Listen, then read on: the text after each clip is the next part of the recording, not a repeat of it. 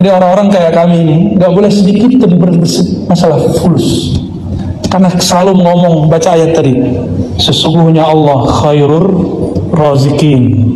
Itu ayat yang dibaca tadi, yang di sisi Allah lebih mulia, dan Allah sudah jamin rezeki kamu. Itu maknanya. Maka disebut kalimat sebaik-baik rezeki bukan atasan, bukan tempat kerja, bukan negara, tapi siapa? Allah. Maksudnya nggak usah terlalu ngoyo urusan dunia, ikuti aja sunatullahnya. Kapan seseorang bekerja nggak bahagia? Maka mulai malam ini doanya harus lebih dewasa. Jangan doa rezeki sudah dijamin, nggak perlu diminta. Rezeki itu cukup dijemput, dikerjakan. Di India mereka ambil yoga, ke Cina mereka belajar tai chi.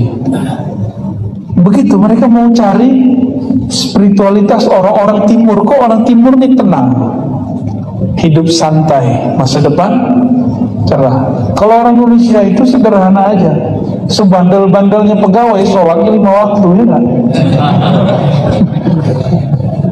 Mau jamaah nggak jamaah urusan belakangan, yang penting sholatnya 5 waktu, sehingga ada waktu saat dia berpikir tenang.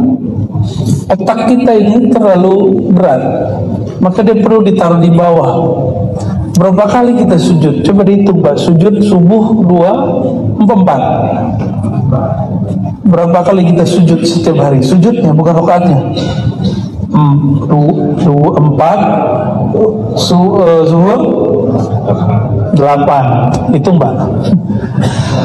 12 tambah asar 18, ya, maghrib 6, berapa tuh? Tambah isya 3-4 kali kepala taruh di bawah, ditambah witir 1-2 rakaat, berarti 36. Maka kepalanya aman dari stres, karena darahnya kembali seger. Imam Ghazali ini ternyata juga seorang tabib. Kata beliau, salah satu kebahagiaan orang itu salah satunya adalah kalau darahnya naik ke kepalanya itu tenang, bukan lewat marah. Kan kita kalau naikin darah marah dulu. Disebutlah sama orang kita nih naik darah, kau nih buat aku naik marah, kan gitu kan. Naik darah itu bahaya, bisa bikin gagal hidup. Imam Ghazali bahas itu, Pak. Sholatnya 5 waktu, khusyuk gak khusyuk, insya Allah itu sudah menghilangkan stres. Walaupun nanti ada yang bilang doa setelah sholat nggak boleh jamaah, berjamaah, sendiri-sendiri, itu urusan lain, itu urusan fikih. Yang penting kepalanya sudah diantuk-antukin ke bawah 34 kali. Itu luar biasa. Saya ketemu sama ahli tai chi, dia sudah 12 tahun lalu menemukan gerakan baru. Itu salah satu gerakannya itu ngantukin kepala ke bawah. Tapi pelan-pelan, gitu ya. Karena ada bagian-bagian tertentu di kepala ini darah nggak kurang lancar ke sana. Dan seorang muslim nggak perlu latihan aneh-aneh begitu. Nah, kita ada seorang jamaah perempuan berobat ke Guangzhou. Benar bacanya Guangzhou. Ya. Sampai di sana ketemu Shinsei, mau diajarkan cara terapi mandiri, mirip-mirip dengan yoga, mungkin reiki atau apa, saya nggak tahu. Tapi orang ini melihat, senseinya melihat, kamu muslimah ya? Iya sensei. Kamu gak usah pakai ilmu saya. Kamu pulang kampung, nanti beberapa tahun lagi insya Allah ketemu orang yang ngajarin yang lebih canggih dari ini. Tahu-tahu dia ikut aliran ini, udah macam-macam ikut aliran. Untung nggak kena aliran listrik, Pak. Masih hidup alhamdulillah. Udah macam-macam aliran, sampai pusing dia beragama. Tersesatlah, ikut majelis zikir kita. Tersesat di jalan yang benar insya Allah. Kita nggak boleh merasa paling benar, tapi merasa mendekati kebenaran boleh. Di saat dia zikir, teknik zikirnya membuat dia flashback ke masa sebelumnya dan merasakan nikmatnya bukan main. Dia sampaikan kepada saya, oh ini yang dimaksud oleh sensei saya dulu. Alhamdulillah Rabbil. Ternyata penyakit yang paling berbahaya dalam diri manusia itu gelisah. Yang bikin gelisah itu ditulis di ayat ini. Wahai orang beriman, la tulhikum amwalukum wala auladukum an dzikrillah. Jangan kamu dibuat lalai karena siapa? Dua hal. Auladukum, amwalukum wala auladukum. Harta dulu. Harta itu kenapa Quran nggak menyebutkan pekerjaan? Karena Al-Quran itu biasa selalu berbicara yang inti-inti. Orang bekerja intinya nyari apa? Uang. Ini bukan hanya untuk Bapak loh, untuk saya juga loh. Nggak disebutkan profesinya, disebutkan ujung dari semua profesi itu fulus. Fulus paling inti. Nanti baru prestis apa bahasa Inggrisnya? Ya, gitu dah yang sahih ya. Maka dalam bahasa Arabnya posisi. Coba Bapak ini sudah sekian tahun kerja, posisinya di situ aja. Ya. Merasa berjasa. Nyesek Pak. Ada orang baru datang, naik. Kita sudah lama di situ aja. Kalau jiwanya berontak dikit langsung gak bahagia. Makanya di Quran dikatakan tenang, gak usah pikirkan masalah itu. Yang penting amwalnya. Seorang pendakwah seperti saya, mu'alim guru, saya juga masih dosen Pak. Alhamdulillah masih sempat ngajar lah 2 hari sepekan. Itu full, nggak keluar. Makanya nggak bisa rehlah 1 minggu full tuh nggak mungkin. Tetap kita nggak boleh kemudian lalai dengan amwal ini. Kalau pendakwah ternyata jadi ustadz itu lebih berat lagi. Yang disebut honor, tanya sama imam kita nih ya. Itu berat sekali. Ujiannya pegawai sudah jelas tanggal sekian dapat gaji. Di sini tanggal 25 atau tanggal 1? Tanggal 8. 28. Wah, aneh lagi. Orang bisa 25, di 28. Ya. Kalau ustaz, mu'alim, ujiannya ujian ketulusan. Tanya sama kiai ini, bener kiai, beliau berdua anda lebih paham lah daripada saya. Apalagi Korea kita, ya, khataman yang terbayang amwal, duit, amplop, atau merasa dipandang oleh Allah, tipis-tipis Pak. Bapak ini kerja ria itu aman, tapi kalau kami ria, kami dapat celaka. Bapak ini kerja emang cari duit, tapi kalau kami ngajar cari duit, wah itu dapat teguran dari Allah Subhanahu Wa Taala. Jadi orang-orang kayak kami ini nggak boleh sedikit masalah fulus, karena selalu ngomong baca ayat tadi, sesungguhnya Allah khairur razikin. Itu ayat yang dibaca tadi ya, yang di sisi Allah lebih mulia. Dan Allah sudah jamin rezeki kamu. Itu maknanya. Maka disebut kalimat sebaik-baik rezeki bukan atasan, bukan tempat kerja, bukan negara, tapi siapa? Allah. Maksudnya gak usah perlu ngoyo urusan dunia. Ikuti aja sunatullahnya. Kapan seseorang bekerja gak bahagia? Kalau dia merasa apa yang dia peroleh ini belum memuaskan dirinya. Nah, Bapak mulai terisi satu kerja, mending berhenti aja kerjanya ya. Cari kerjaan lain. Nggak akan bahagia. Pensiun dini aja. Kalau sudah merasa berjasa, terus jasanya diambil orang, merasa sudah mencapai sesuatu tapi pencapaiannya ditilep orang, berarti dia menuduh Allah salah menakdirkan dia bekerja. Tinggal pilih, buat kerjaan sendiri aja enggak? Ada kawan saya buat kerjaan sendiri, sekarang atasan dia dulu, sekarang jadi bawahannya. Ada juga yang begitu ya. Cuma siapa yang berani ngambil risiko begitu? Tiap hari diteror sama KPK. Allahumma sholli ala sayyidina Muhammad.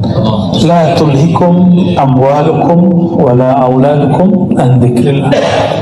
Jangan kamu dilalaikan oleh pekerjaanmu untuk mencari harta, aktivitasmu untuk menghasilkan cuan, dan juga anak-anakmu.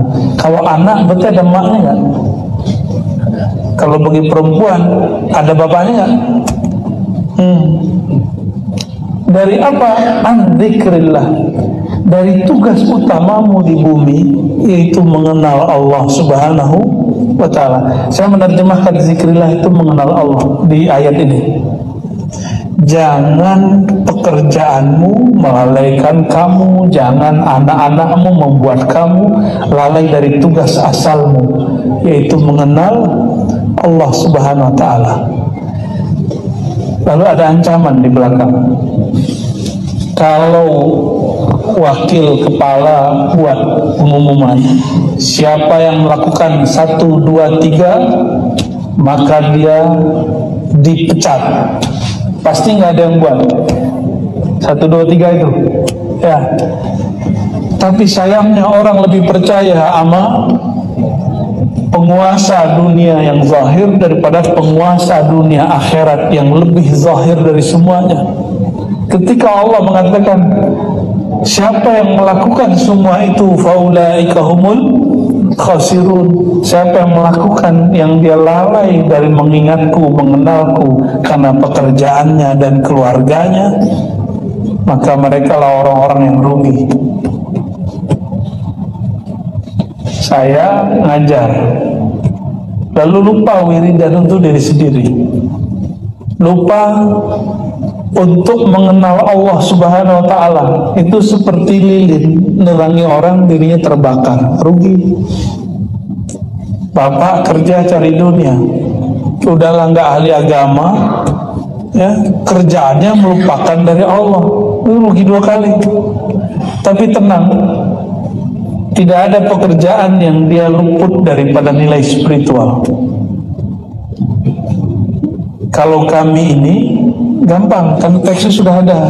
Kalau orang bekerja, nilai spiritualnya satu, al-ihsan an ta'budallaha ka'annaka tarah.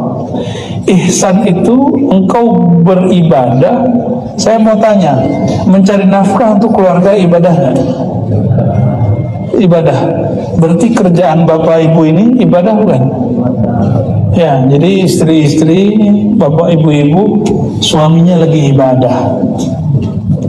Tapi saya tanya balik, Pak, ini pertanyaan lanjutan. Kalau sholat subuh 2 rakaat ibadah bener? Berani nggak korupsi 2,5 apa 1,5 rakaat? Berani nggak? Lagi sholat subuh sendiri nggak ada yang denger, nggak usah baca Fatihah deh, langsung aja gitu. Ya, bisa nggak begitu? Kalau orang menganggap dirinya sedang ibadah, dia nggak berani korupsi. Yang ada nanti rukhsah. Rukhsah itu fasilitas. Kalau kerja kita ibadah, nggak mungkin orang kemudian tidak amanah dalam bekerjanya. Kenapa? Dia seakan-akan memandang Allah Subhanahu wa ta'ala. Kalau belum merasa memandang Allah, merasalah dipandang oleh Allah. Sekarang di kantornya ada CCTV, Pak. Waduh, ngeri juga ya. Enakan jadi ustadz begini ya, ngajar di kelas, ngajar di kampus, nggak perlu ada CCTV. Cuma sekarang kalau ceramah bukan CCTV. Ya. Jadi kalau canda pun sekarang nggak boleh begitu parah gitu ya. Baca ayat pun saya nggak boleh dalam-dalam sekarang, karena ternyata ada yang rekam. Kita buka lebih dalam, kiai marah, kamu kok buka ilmu itu di hadapan orang awam. Saya buka dikit-dikit, orang awamnya protes, Ustadz kok ngajinya gitu-gitu mulu, serba salah. Ya udahlah, ngikutin kata batin. Istafti qalbak, kata Nabi, tanya batinmu, tanya kolbumu. Maka kadang saya nggak dengerin lagi mau orang bilang salah, bener. Yang penting kolbu saya meridhoinya. Berarti Allah ridho, karena Allah memandang ke dalam kolbu. Nah, coba praktekkan itu Pak. Istafti qalbak. Kan gak ada di Quran kerja dari jam 8 sampai jam, gak ada kan? Di Quran itu cuma dikatakan orang adil itu lebih dekat kepada ketakwaan. Jadi ada jalur menjadi takwa tanpa perlu wiridan. Gak perlu baca wirid panjang. Kalau kiai-kiai ini kan wiridannya khataman Quran, baru jadi muttaqin. Kalau bapak ini enggak, bekerjanya, wiridnya namanya al-adl, keadilan, menempatkan sesuatu sesuai dengan porsinya. Itu wiridnya para pemimpin, para pegawai, para pekerja. Mampu mewiridkan ini, jadi wali Allah meskipun tidak berserban, jadi kekasih Allah meskipun tidak sarungan, ya? Jadi orang yang dipandang ridho Allah SWT ada di kolbunya, meskipun dia nggak pakai ya, sorban, pakai rida, pakai gaya-gaya orang soleh, dan kesolehan hakiki ada di kolbu. Jadi Bapak Ibu yang bukan Allah, jalan menuju Allah itu banyak, ya, jalan menuju Allah itu banyak, sebanyak nafas manusia. Maka kita punya jalan kepadanya sedekat nafas dengan diri. Ini yang dimaksud di dalam Al-Quran, wa nahnu aqrabu ilaihi min hablil warid. Kami lebih dekat kepadanya daripada urat nadi. Bukan di urat nadi, karena urat nadi, pembuluh darah, masih bisa dialiri syaitan. Tapi Allah lebih dekat dari itu.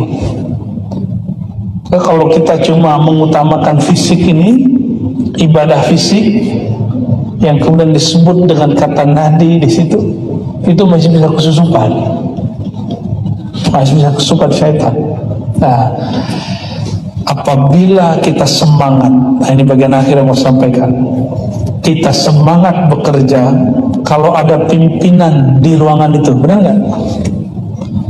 Ini bapak-bapak ini, ibu-ibu, pimpinan kita sengaja lewat di samping kita.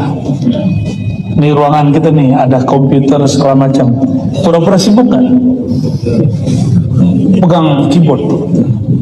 Padahal yang ketik juga aja ABCD gak jelas. Itu kalau dibuka ternyata ada Facebook, Instagram, baru ditutup. Jadi serba buka. Karena pimpinan datang seakan-akan dia lagi sibuk bekerja, atau program telepon, yang ini sudah, seakan-akan ingin mencari perhatian daripada pemimpin. Apabila kita semangat bekerja, rapi bekerja karena ingin dilihat oleh pemimpin, saya mau tanya, Allah pernahkah luput dari memperhatikan kita? Maka seharusnya setiap hari kita ingin bekerja maksimal karena dipandang oleh Allah Subhanahu wa Ta'ala. Itulah makna ketuhanan yang Maha Esa. Seandainya semua orang begini, nggak ada orang korupsi. Tapi biasalah, ideologi itu cuma jadi ide, ya, belum jadi praktek. Maka dulu orang bekerja nggak pakai CCTV, suka-suka, ya. Pernah nggak dicuekin di buat paspor, buat KTP, pernah nggak dicuekin sama pegawai? Pernah ya? Dia nggak tahu kalau bapak ini juga pegawai, ya, ya. Karena pakai baju biasa, dia nggak tahu dalam hati kita. Sekarang sudah ada CCTV, sumringah sekarang. Dulu saya kalau ngurus-ngurus apa, itu berkas kita dilempar.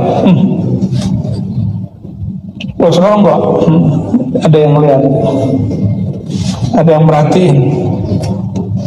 Itu disebut babul jalal, bab jalal, bab mengenai Allah itu maha haibah, maha menakutkan.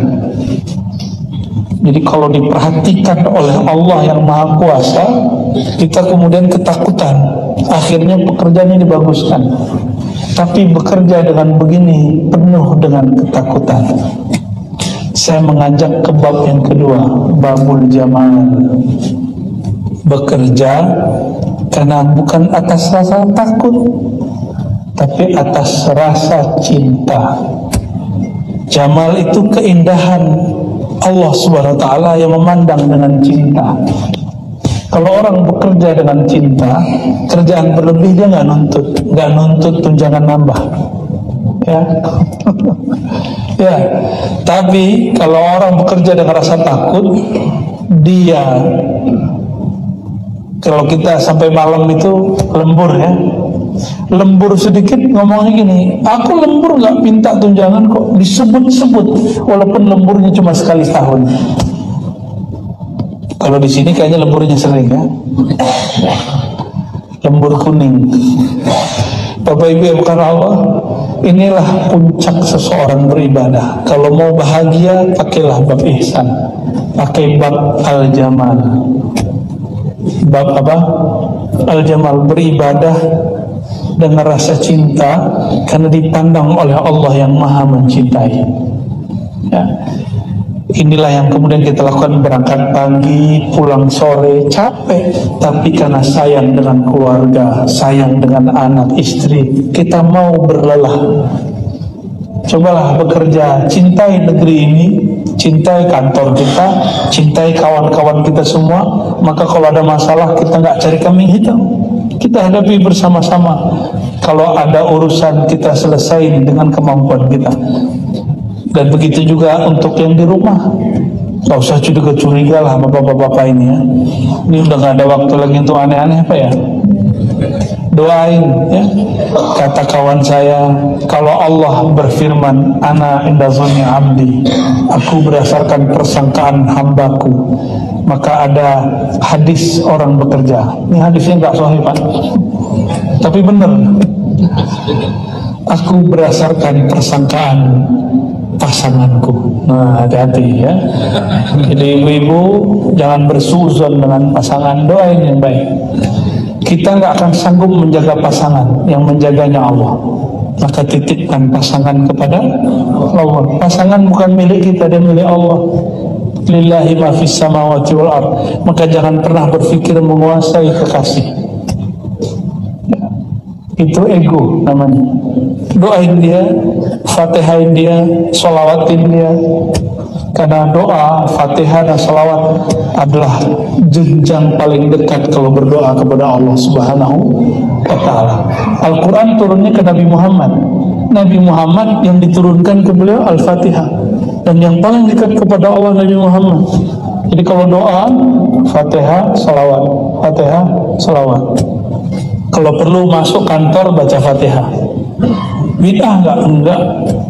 Kata Nabi, afdalud doa alhamdulillah. Doa terindah itu baca surat alhamdulillah. Surat alhamdulillah itu bahasa hadis. Surat Al-Fa. Jadi kalau ada pemimpin pagi-pagi mulai doa enggak? Jamaah enggak? Mari kita mulai kerja ini. Dimulai, Pak. Ada enggak? Bersama-sama, Pak. Di Jawa sudah begitu. Orang di kantor-kantor jam 8 langsung ada suara. Bapak Ibu, apapun agamanya, ya, mari kita berdoa dengan kebanyakan. Kalau kebanyakan Muslim, pakai Muslim. Ya, mari kita mulai pagi ini dengan memohon ridho Allah Tuhan yang Maha Esa untuk keberkahan negara kita dan tempat bekerja kita dan keluarga kita. Berdoa dengan ajaran masing-masing, saya begitu. Tapi kalau yang Muslim langsung aja, kan kita mayoritas, nggak apa-apa kok. Al-Fatihah. Insya Allah diberkahi tempatnya, ya. Semoga bermanfaat. Semoga pekerjaan ini bukan menjauhkan kita dari Allah, tapi membuat kita tambah dekat kepada Allah Subhanahu Maka mulai malam ini doanya harus lebih dewasa. Jangan doa rezeki sudah dijamin, nggak perlu diminta. Rezeki itu cukup dijemput, dikerjakan. Ada kesempatan kerja, kita kerja. Ada asbab, kita ambil. Lalu mintalah syukur, nggak usah minta rezeki. Nahnu narzuquka, kata Allah, kami yang kasih kamu rezeki. Nggak usah khawatir, Allah yang jamin. Karena Allah yang mengirim rezeki. Allah itu lebih canggih dari semua kargo. Semua yang ngirim-ngirim itu apa namanya? Ekspedisi. Semua ekspedisi kalau alamatnya jelas, namanya jelas, nomor rumahnya jelas, salah kirim nggak? Jarang salah kirim. Kalau salah kirim tinggal komplain. Masa Allah kalah sama ekspedisi? Ya, boleh kita iklan sebentar ya. Apa namanya? JNE. Apa lagi? Tiki. Apa lagi? Ya, ada yang lama dan tua, Pos Indonesia. Cuma sayang kita ini kemakan iklannya. Itu semua nggak akan salah kirim kalau alamatnya jelas. Loh, kok ada seorang hamba yang merasa dirinya hamba Allah, terus temannya dapat rezeki, temannya naik pangkat, temannya dapat jabatan, dia ngomong harusnya itu punya saya, harusnya itu rezeki saya, seharusnya itu jabatan saya. Kok ada orang begitu? Lain kalau ustaz, tanyaannya sama beliau-beliau ini ya, seharusnya duduk di situ saya, seharusnya yang terkenal saya, seharusnya yang rame pengajiannya saya. Jadi irinya ustaz, apa irinya? Posisi, popularitas pengikut. Ini hati-hati.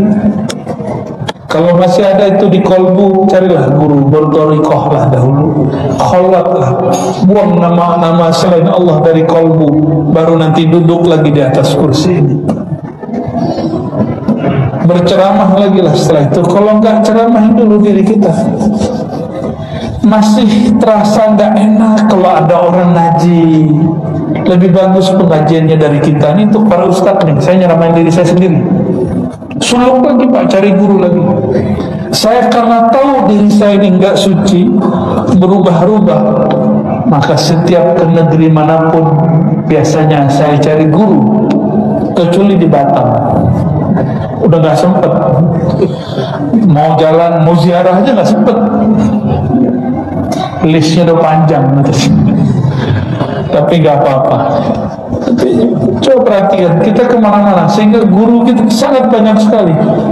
Saya ingin mengikuti jalannya para imam, Imam Bukhari, Imam Muslim.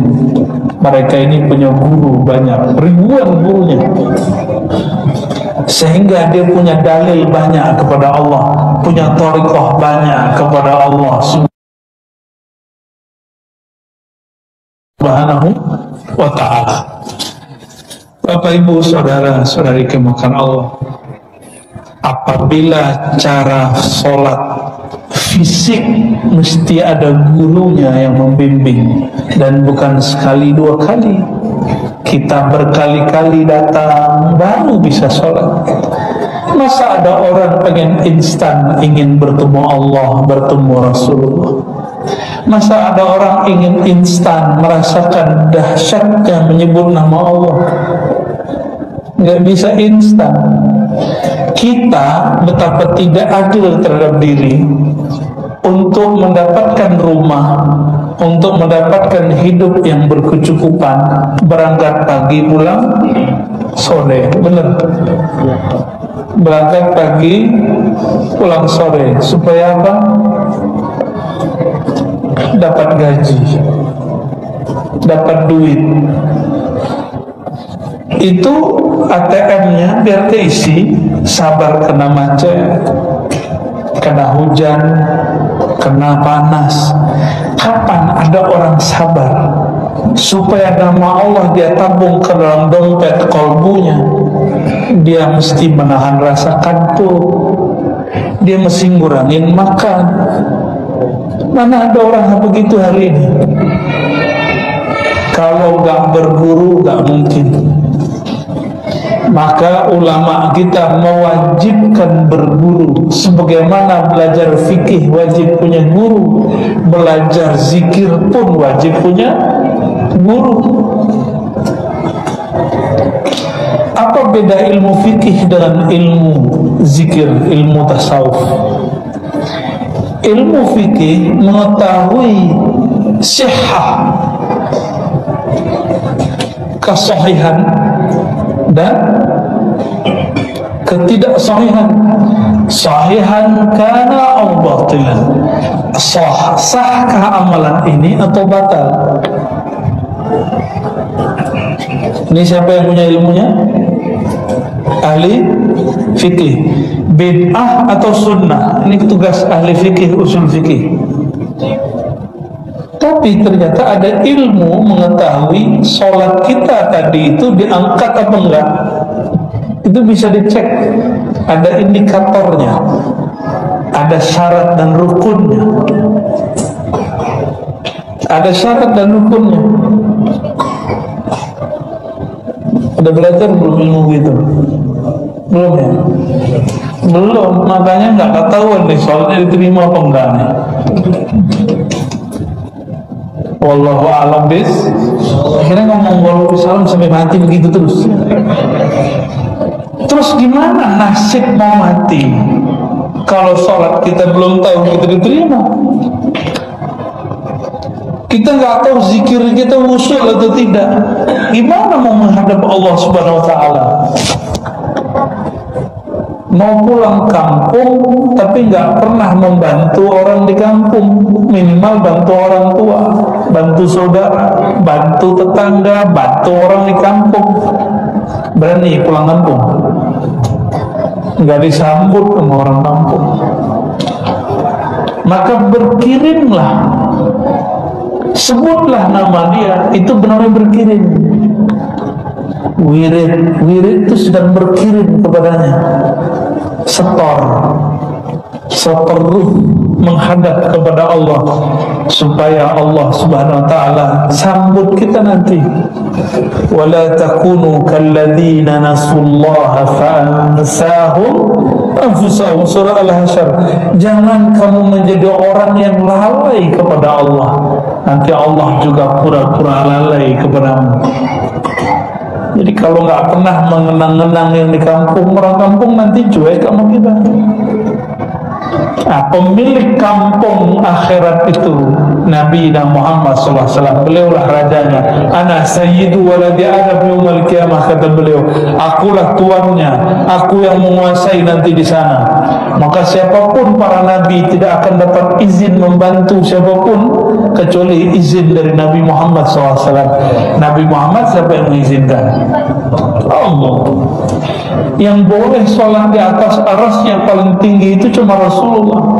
Maka disebutkan dalam hadis, setiap kali ada yang datang kepadaku para nabi, para umat-umat yang mampu mengakses Rasulullah, ini nggak mudah ketemu Rasulullah. Ini gampang nih. Saya bukan orang suci, saya cuma muallim dulu. Ketika mau datang, kalau rame-rame sudah ada yang jaga, benar nggak? Antum bayangkan Rasulullah datang, berapa banyak orang yang ingin berebut datang, ingin memegang tangan beliau. Coba bayangkan itu. Itu di dunia, gimana nanti di akhirat? Semua umat ingin memegang tangan beliau dan mengatakan isfa'lana. Maka sebelum mati baca itu banyak-banyak, isfa'lana ya Rasulullah, beri syafaat kami wahai Rasulullah, bantulah kami wahai Rasulullah. Maka memohon syafaat, memohon bantuan Rasulullah bukanlah syirik. Memang begitu mekanismenya kepada Rasulullah SAW. datang guru, habib, fulan, syekh, kita nggak bisa tembus ke dia, kan ada yang jagain. Sama Rasulullah itu dijagain Bilal, dijagain Sayyidina Ali, dijagain oleh semua sahabat-sahabat mulia. Gak mudah mengakses Rasulullah. Kata orang kalau mati langsung ketemu Allah. Emang semudah itu? Kata orang kalau mati langsung ketemu Rasulullah, enggak. Emang Rasulullah punya kita? Emang Allah suka-suka kita? Enggak. Bertemu Allah, bertemu Rasulullah itu tidak semudah itu. Ketemu pejabat aja sekarang sulit. Ketemu ustadz kiai aja harus antri kita. Coba sowan ke kiai-kiai. Orang yang paling sibuk menerima tamu di Indonesia ini salah satunya Maulana Habib Lutfi, ketua Jatman, pimpinan Jatman, bukan ketua lagi, udah imamnya sudah. Amalan beliau, jangan antum lihat amal zahirnya, beliau itu setiap hari ada tamu 24 jam, bayangkan. Ya, saya beberapa kali lah, Masya Allah, nggak sanggup kita bangun kayak beliau didatangin orang tiap hari. Ya, kalau antum kebayang didatangin diamplopin ya? Enggak, cuma kadang-kadang adu sama beliau. Enggak, beliau nggak butuh lagi yang begitu.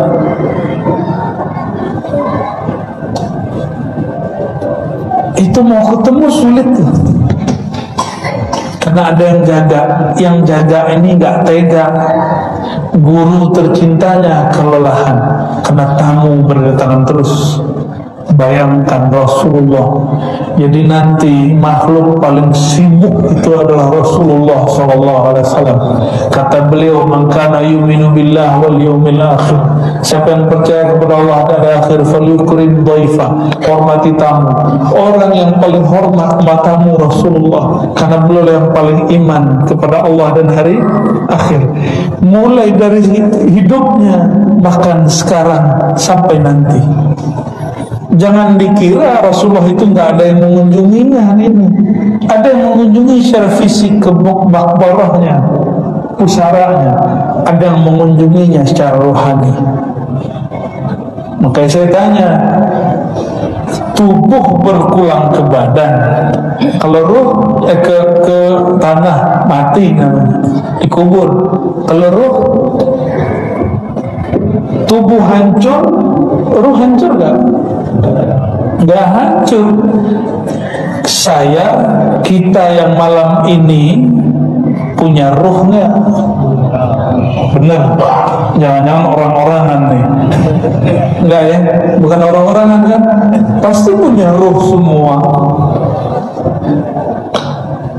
Sejauh mana seseorang kenal ke dalam ruhnya, sejauh itulah dia bisa dekat kepada Sayyidul Arwah, Abul Arwah, ayahanda semua ruh. Nabi Muhammad itu disebut Al-Ab Al-Akbar dalam As-Sintud Durar, dalam doa penutup dengan berkah Al-Ab Al-Akbar, Bapak yang agung. Jadi Rasulullah itu nama lainnya adalah Abul Arwah. Apa nama lainnya? Abul, ayahanda ruh. Jangan dibayangkan bapak ruh itu bapaknya punya ibu kawin gitu, enggak. Itu cuma istilah. Bapak, ibu, bapak ruh, induk ruh, itu cuma istilah. Karena ruh tidak laki, tidak perempuan. Ruh itu sudah ada sebelum bumi ini ada. Karena dia sudah sangat tua. Ruh ini dulu pernah berkumpul, makanya sekarang pun berkumpul. Jadi guru kita di Sumeneb namanya Abu Yataifu bin Ali Wafa An-Naqsyabandi. Beliau lama di Mekah ngaji kepada Syekh Ismail Zain Al-Yamani Al-Makki. Kata beliau, orang kalau dulu di alam arwah pernah bertemu maka di dunia dia akan ketemu lagi, apapun caranya, bagaimanapun wasilahnya, pasti ketemu. Cuma setelah ketemu apakah bertahan, itu lain cerita. Ada yang sudah ketemu tengkar, ada juga. Ada yang sudah ketemu terus khianat, ada juga. Yang penting ketemu dulu. Semoga pertemuan malam ini bukti kalau ruh kita dulu pernah bertemu. Ya, cuma dulu nggak laki nggak perempuan. Laki perempuan itu jenis fisik, jenis fisik. Ruhani kita bukan fisik. Jemaah yang melakukan Allah, udah 10 aja ya. Besok masih kerja kan? Masa libur? Gak yakin aneh. Apabila ingin mengenal tubuh ini, mengenal anatominya, mengetahui penyakitnya, diagnosanya, obatnya, mesti ada dokter. Maka untuk mengetahui penyakit batin ini harus juga ada dokternya. Syukur baru datang nih. Nyuruh selesai kali ya. Penyuruh lama. Saya mau tanya lagi Pak, ini pertanyaan-pertanyaan sederhana aja. Karena kalau dalilnya sudah banyak. Dalil zikir lebih dari 200 di Quran. Pakai dalil apa lagi? Dalil sholawat udah banyak di Quran. Sekarang tinggal pemahaman kita menanggapi dalil. Rumah makan seafood banyak, rumah makan Padang pun bertebaran. Sama-sama mereknya A, tapi rasanya beda nggak? Sama-sama seafood tapi lain. Sama-sama rumah makan Padang lain, rumah makan Sunda kok lain-lain. Yang membedakan apa? Kalau di rumah makan Padang itu enak, menunya pasti itu aja. Rendang, dendeng, cincang, tunjang, apa lagi? Gulai patin tuh, wajahnya wajah santan semua. Mesti bersantan, mesti bersambal. Tapi sama-sama rendang, sama-sama gulai patin, sama-sama dendeng. Kok beda rumah makan, beda rasa? Bahannya sama, negaranya sama. Kok bisa beda, Pak? Apa yang beda? Kopinya sama, ya kan? Gulanya sama. Kok buatan istri saya lebih enak? Ya, kalau istri buatkan dengan penuh cinta, jadi pas minumnya itu terasa cintanya, Pak. Dia sudah tahu selera kita. Kalau tadi yang buat kan tebak-tebakan, kayaknya nih gulanya segini gitu ya. Paham analognya? Sama-sama Thariqat Naqsyabandi, sama-sama Thariqat Qadiri, sama-sama Syazili, sama-sama Ba'lawi, sama namanya, tapi beda kokinya, beda mursyidnya, beda rasanya. Tapi adab seorang murid bukan jadi juri, cukup jadi penikmat. Cukup jadi penikmat. Ini cuma analog. Saya tidak mau menyamakan thariqah dengan rumah makan. Analog aja. Kalau di thariqah sudah baiat, sama dengan kita masuk sekolah. Bisakah kita menyekolahkan anak dua tempat di jam yang sama? Kepala sekolahnya mesti satu, tapi guru-gurunya boleh banyak. Paham maksudnya? Mulai paham? Ya. Sekolahnya beda, tapi kurikulum sama. Kenapa ada murid yang pinter, ada yang kurang pinter? Bahkan kelasnya sama, gurunya sama, kurikulumnya sama, papan tulisnya sama. Kok ada murid yang cerdas, ada yang kurang cerdas? Kenapa? Nah, itulah anugerah Allah Subhanahu wa ta'ala. Anugerah Allah gak bisa diapa-apain lagi. Karena ada santri, murid, matanya lihat, tapi dia tidur sebenarnya. Ya, udah pernah lihat belum? Oh, kalau pernah ngurusin santri lucu.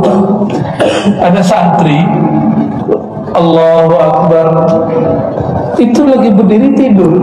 Kita ruku, udah sujud, dia masih berdiri. Ada santri bisa tidur lagi berdiri. Ini orang ini. Ya. Ada juga yang agak canggihan dikit, pas sujud nggak balik-balik, itu ngalir, lahar ngalir. Guru ngeliat begitu mau marah, saya nggak dimarahi, nggak berubah. Anak guru ditungguin. Coba muridnya ada di kelas, gurunya jalan-jalan, muridnya jadi nggak? Maka jadi mursyid thariqah kalau sedang musim khalwat, musim suluk, adabnya guru nggak boleh ceramah keluar. Nanti muridnya masuk angin. Nanti muridnya sujud lama, nggak ada yang bangunin. Paham maksudnya? Jadi nggak usah mimpi jadi mursyid.